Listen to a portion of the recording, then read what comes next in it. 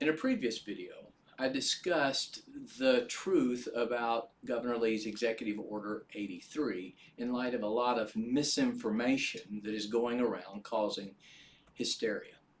But look, we do have problems right now in our nation and in our state about the rule of law, our Constitution, the limited scope of the government's powers, all kinds of things. I'm not dismissing that there are problems. But how do we chart a way forward that's reasonable, that's logical, that's based on the law, that is reformational rather than revolutionary or panicked? How do we do that? Let me begin by suggesting that we begin to understand our own Constitution and our own state government and the difference between the U.S. Constitution and our state government and what they do and what they do not do. Because I don't care who you are, whether you're the President of the United States or a county commissioner or a city council member, if you do not understand the Constitution and the Constitution of the states and the nature of their legal backgrounds, you are not equipped to do your job. Okay? Now, let's start with the U.S. Constitution. Here's what the United States Supreme Court said about it following the adoption of the 14th Amendment. So that's important because people will tell you, yeah, but the 14th Amendment changed the relationship between the national government and the state government, the federal government and the state government, and it did in certain ways. But this is after the adoption of the 14th Amendment, so it's very important, okay? Here's what the Supreme Court said. They said the common law was, quote, the nomenclature of which the framers of the Constitution were familiar.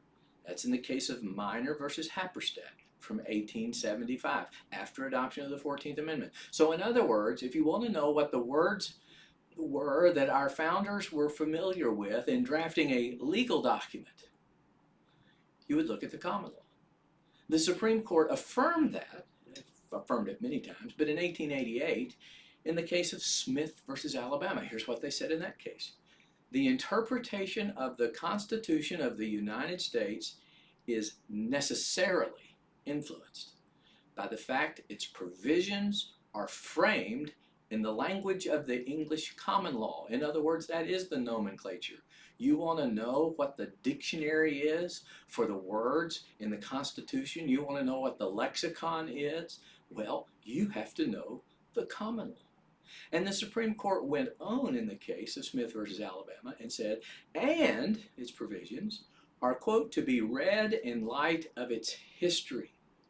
So in other words, you have to understand not just the common law as it existed at the time the Constitution was framed and the 14th Amendment was adopted, but you have to understand the history that led to what it was at that time in order to understand the Constitution. So I will say this, whether you're president, Chief Justice of the U.S. Supreme Court, member of Congress, governor, Chief Justice of the Tennessee Supreme Court, legislator, or dog catcher, if you do not understand the common law, its terminology, and the history behind its terminology, you will not understand the Constitution.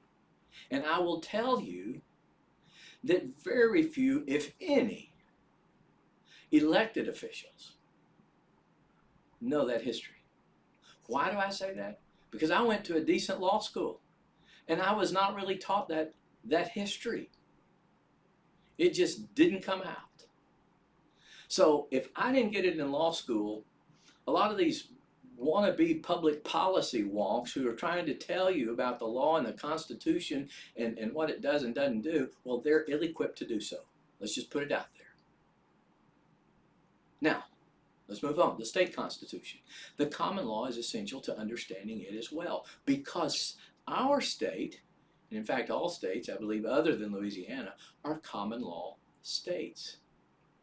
Now, that means that the common law is the framework for our state constitution, and common law governments had duties relative to the rights and duties of persons in society under the common law.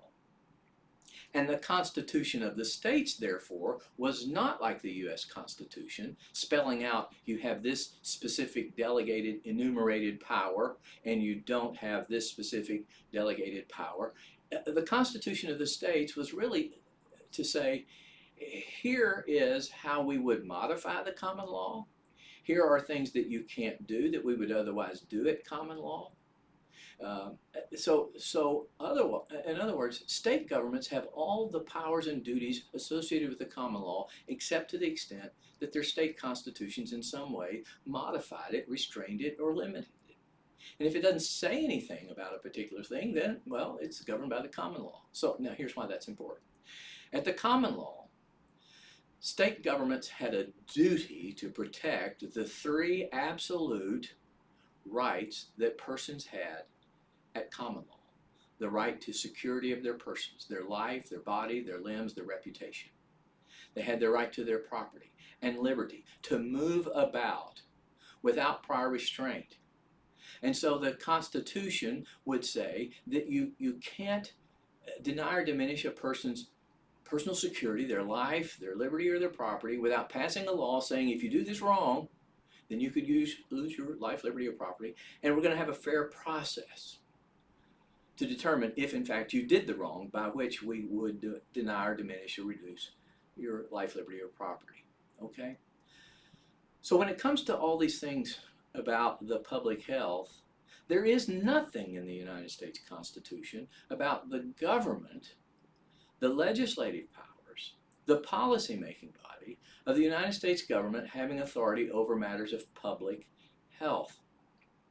And at the common law, the government's function wasn't over public health, but was the duty to protect life, liberty, and property. Now, there might be times when quarantine laws, for example, would be necessary in order to protect the lives of persons and to protect their liberty and their property, but they were of a specific kind and short duration, not ongoing without any stop and over all kinds of things. And why would public health not be a power of the state at common law?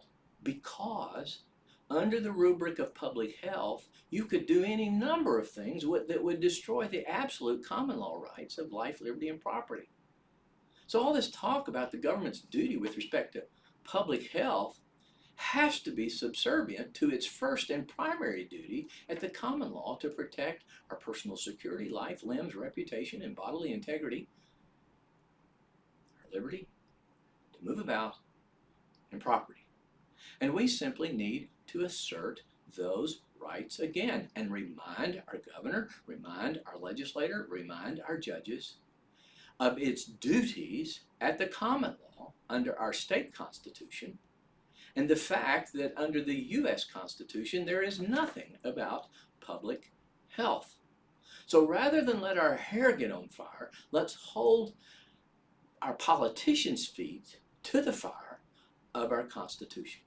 I hope that helps, and next I want to address how the Christian, I believe, should respond to the current situation, and I hope you'll join me for that.